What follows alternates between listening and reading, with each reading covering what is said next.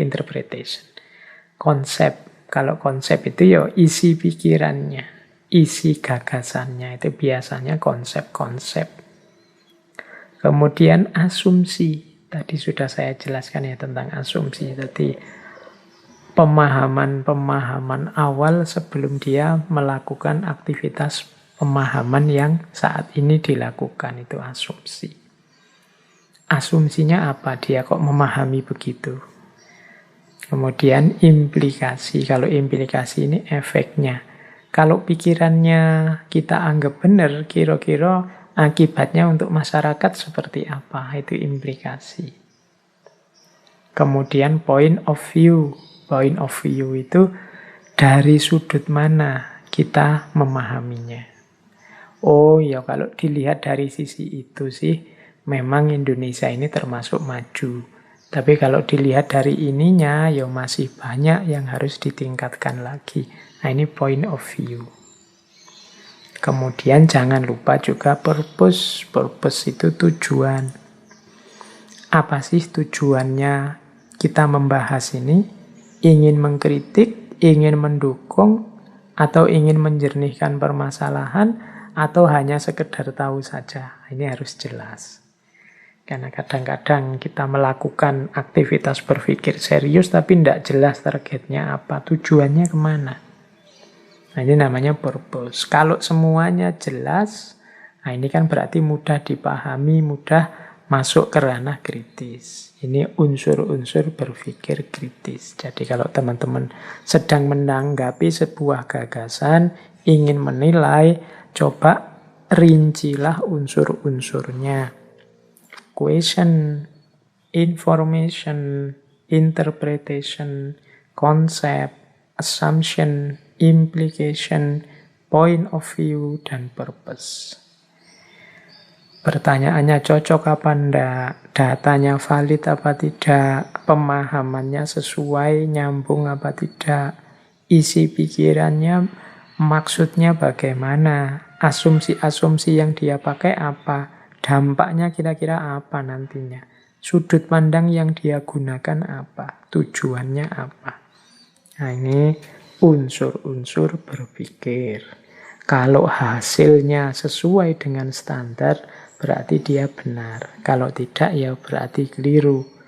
Kalau dia cocok dengan standar kejelasan, akurasi, presisi, relevansi, kedalaman, keluasan, kemasukakalan, dan keadilan.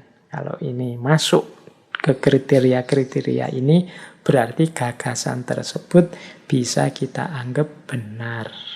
Pikiran tersebut kita anggap termasuk pikiran yang jelas dan benar dan kritis. Baik, semoga bisa ditangkap ya, standar dan elemen. Kita lanjutkan.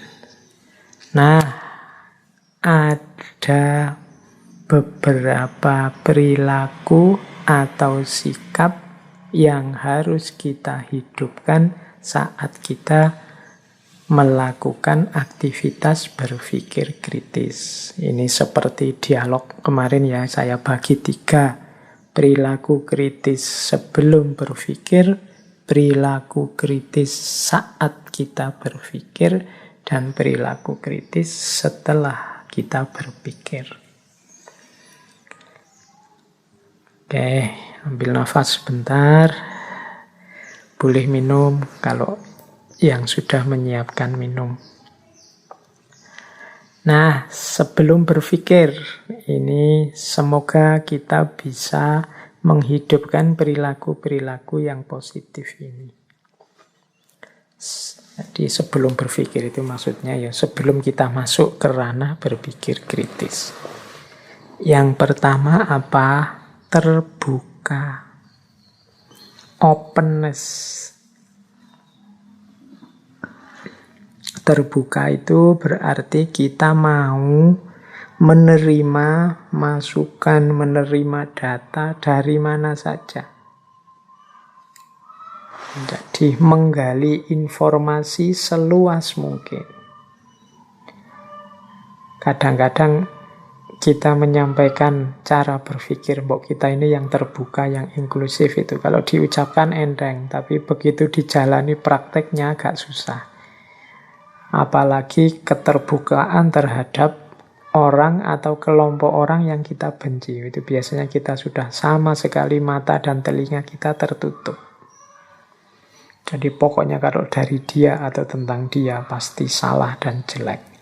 Nah ini ya berarti kita tidak bisa menghidupkan kualifikasi yang pertama. Berarti kita akan sulit nanti untuk berpikir yang kritis. Orang kritis itu ya harus terbuka. Informasi dari mana saja dipersilahkan masuk. Meskipun juga tidak kok terus masuk itu terus diterima, diikuti. Ya enggak. Tapi sebagai informasi, sebagai data untuk diolah, nanti diputuskan. Mana yang saya ikuti, mana yang tidak, itu urusan nanti yang berbeda. Tapi dalam proses berpikir itu kita harus terbuka. Jangan sampai tadi, kan ada prinsip fairness, kita tidak adil. Yang kita dengarkan dari yang kita suka saja, yang kita setujui saja. Itu berarti kita kehilangan prinsip yang pertama. Prinsip keterbukaan. Kemudian yang kedua, jujur. Nah, jujur ini yang benar ya disampaikan sebagai benar, yang salah dipahami dan disampaikan sebagai salah. Nah, ini namanya jujur. Ya kelihatannya sepele juga, tapi penerapannya ternyata juga tidak sederhana. Apalagi hidup kita ini kan banyak disetir oleh suka dan tidak suka. Seperti yang saya jelaskan tadi.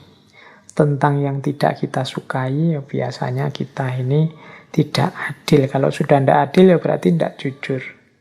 Kalau ada yang jelek-jelek dari kelompok kita, kita sembunyikan. Atau kita tafsir ulang, atau kita jelaskan versi kita biar maunya salah, tidak jadi salah. Ini namanya sudah tidak jujur, tidak objektif. Berpikir kritis harus jujur. Kalau tidak punya kualifikasi jujur, ya nanti hasilnya pasti tidak memuaskan. Yang ketiga, ingin tahu. Jadi ini gandengannya terbuka tadi ya. Diri kita terbuka. Kalau terbuka itu kan kesannya pasif. Dari mana-mana masuk. Tapi juga ada unsur aktifnya, yaitu ingin tahu. Tidak menerima begitu saja apa-apa yang masuk. Nah, itu ingin tahu namanya. Di antara mentalitasnya ilmuwan, itu ingin tahu. Jadi ilmuwan itu kan orang yang banyak ilmu atau orang yang cinta ilmu. Dia tidak mudah puas dengan yang dipahami saat ini. Dia merasa selalu kurang saja. Itu berarti punya mental ingin tahu. Kemarin di sesi pertanyaan itu ya sudah saya jelaskan tentang curiosity. Daya ingin tahunya manusia. Yang ketika dia dewasa sering hilang. Karena ditelan oleh common sense. Kebenaran-kebenaran sosial yang belum teruji. Yang keempat, perilaku kritis sebelum berpikir adalah skeptis. Ya skeptis ini kalau diterjemahkan letterlek ya ragu-ragu. Maksudnya meragukan. Kalau ada orang ngomong A, tidak kesusu ditelan, tidak kesusu diterima. Diragukan dulu. Apa iya benar? Loh ini ada dalil Al-Qur'annya ya. Iya sih saya tahu ada ayatnya, tapi apa pemahaman ayat itu harus begitu? Harus seperti itu. Tidak adakah pemahaman yang berbeda? Nah, itu namanya skeptis. Jadi saya percaya sih Al-Quran itu pasti baik, pasti benar. Tapi engkau kan manusia. Kadang-kadang juga ada khilafnya, ada kelirunya. Makanya tidak kesusu saya terima, saya uji dulu. Nah ini namanya perilaku skeptis. Ya memang rasanya menjengkelkan kalau ada orang skeptis itu. Kita ngomong apa dia tidak percaya. Kita menyampaikan apa dia ingin menguji kebenarannya dulu. Tapi kalau tidak ada sikap skeptis, nanti kita bisa mudah tertipu, mudah tertelan berita-berita palsu. Mengapa hari ini merajalela banyak terjadi hoax, berita palsu, yang padahal bohong tapi kok viral? Ya karena jangan-jangan kita sudah kehilangan perilaku skeptik. Jadi perilaku yang tidak mudah percaya begitu saja tentang sesuatu. Oke, jadi perilaku kritis yang keempat, skeptik. Perilaku kritis yang kelima itu optimis. Jadi optimis itu ya saya sekarang belum tahu, tapi saya akan berusaha. Pada saatnya saya akan ketemu kebenaran, itu optimis. Ya saya masih skeptis ini, masih ragu-ragu dengan kebenarannya. Akan saya kejar. Pasti ketemu apakah ini berita benar apa berita palsu. Ini berarti sikap optimis. Percaya diri. Yakin bahwa aku mampu dengan usaha yang maksimal untuk menemukan kebenaran. Nah, ini sikap optimis. Jangan pesimis. Kalau pesimis itu biasanya tidak percaya diri. Wah, apalah saya ini Pak. Mungkin saya ya tidak mampu. Pingin sih Pak sebenarnya saya itu tidak termakan hoax. Saya tidak ikut-ikutan viral-viralan. Tapi ya gimana lagi lah Pak. Situasinya hari ini seperti ini. Itu mental pesimis namanya. Percayalah kalian pasti bisa kalau mau.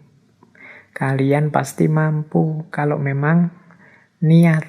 Jadi optimislah untuk bisa menemukan kebenaran. Ya kalau tidak optimis kamu pastinya males untuk berpikir kritis. Jadi tetaplah optimis. Kemudian selain optimis adalah berani. Jadi berani ini kalau di situ saya tulis diutamakan berani. Kalau memang salah, yang kalau pakai peribahasa sih berani karena benar, takut karena salah. Cuma yang dimaksud di sini berani untuk menanggung resiko salah. Biasanya orang itu kalau tidak berani salah, itu kan tidak berani ngapa-ngapain. Mau sih Pak ke sana, tapi nanti kalau keliru gimana? Pingin sih Pak nulis, tapi nanti kalau diketawain orang gimana? Akhirnya tidak jadi nulis. Ini bukan karakter pemberani. Pemikir kritis itu berani. Jadi tidak sekedar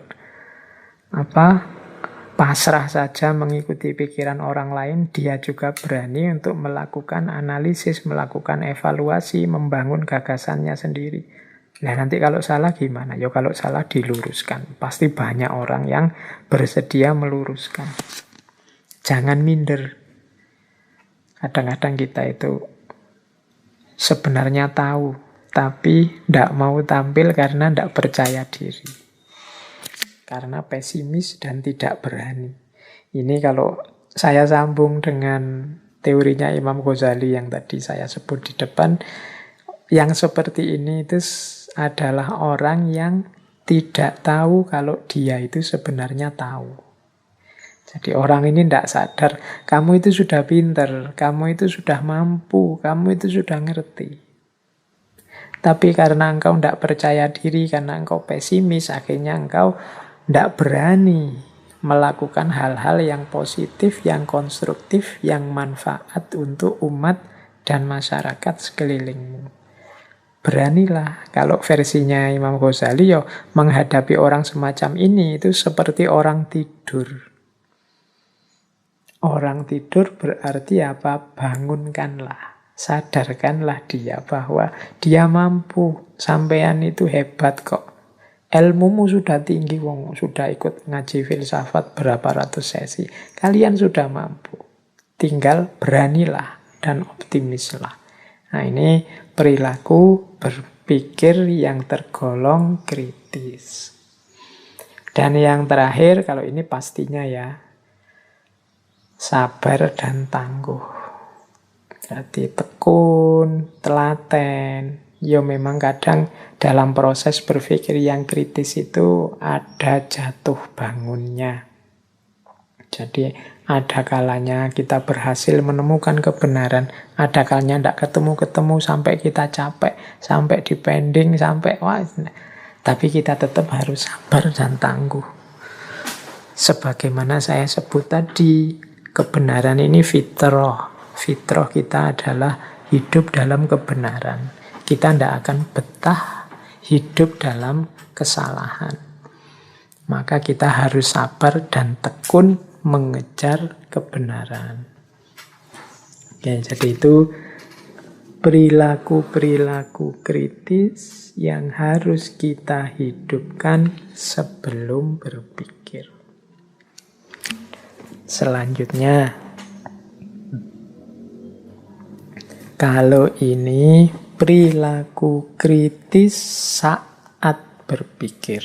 Nah, ini kalau prasyarat di depan sudah terpenuhi, teman-teman sudah punya kualitas terbuka, jujur, ingin tahu, skeptis, optimis, pemberani, dan sabar serta tangguh, maka sekarang saatnya menjalani berpikir kritis dengan segala standar dan elemen tadi yang dijelaskan. Sikap mental apa yang harus kita miliki di sini?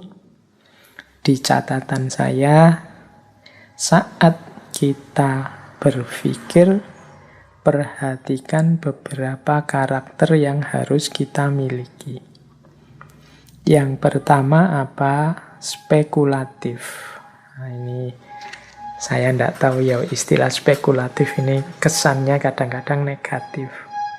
Seolah-olah spekulatif itu orang yang hanya coba-coba, tidak serius. Ya, padahal yang dimaksud di situ spekulatif itu mungkin dekat dengan yang namanya daya pertimbangan, yaitu kemampuan menampilkan alternatif-alternatif jawaban yang mungkin untuk menyelesaikan masalah. Itu namanya spekulatif. Jadi kalau ada masalah A, oh ini mungkin jawabannya B. Mungkin juga jawabannya C. Jadi kemungkinan jawabannya ini ada 3, Pak, 4. Kalau jawaban A, kelebihannya ini, kekurangannya ini. Kalau jawabannya B, kelebihannya itu, kekurangannya itu. Nah, ini namanya kemampuan spekulatif. Kalau menurut filosof yang namanya Gadamer, ini lebih ke kemampuan pertimbangan. Jadi menampilkan alternatif-alternatif jawaban yang mungkin. Kalau orang Jawa biasanya pakai istilah nalare dawa. Orang yang kemampuan spekulasi, kemampuan pertimbangannya rendah disebut nalare cupet. Jadi nalare cupet itu kemampuan spekulasinya pendek. Kalau ada masalah dia tidak bisa menampilkan banyak alternatif jawaban. Atau tidak berani, atau tidak mampu. Begitu diputus oleh pacarnya, itu kalau orang daya pertimbangannya luas, dia bisa menampilkan banyak alternatif solusi. Ini sekarang saya diputus oleh pacarku, solusinya bisa cari pacar lagi, atau bisa juga merayu dia lagi, atau bisa juga ditunggu saja nanti dia mesti balik-balik sendiri, atau bisa juga apalah, banyak solusinya. Nah, ini berarti kemampuan pertimbangannya canggih. Ada yang orang tidak mampu spekulasi, kemampuan pertimbangannya rendah. Begitu diputus pacarnya, wah, tidak tahu lagi apa yang harus dilakukan. Akhirnya dunianya gelap, pesimis, putus asa, tidak mau ngapa-ngapain lagi, sudah hancur semuanya. Nah, ini kemampuan pertimbangannya kurang canggih. Itu kalau urusan pacaran. Urusan dagang juga begitu. Ini pandemi ini sepi sekali daganganku. Ini yang bisa saya lakukan apa menghadapi situasi seperti ini. Nah, itu yang daya pertimbangannya rendah mesti isinya ya mengeluh dan putus asa. Situasinya begini, hancur sudah aku, rusak sudah hidupku dan seterusnya. Tapi yang kemampuan pertimbangannya tinggi, dia bisa menampilkan banyak alternatif-alternatif jawaban. enaknya bagaimana, mungkin melakukan ini. Tapi kalau melakukan ini, nanti resikonya ini. Atau mungkin ini saja. Nah, tapi kalau ini ada juga masih resikonya. Atau yang itu.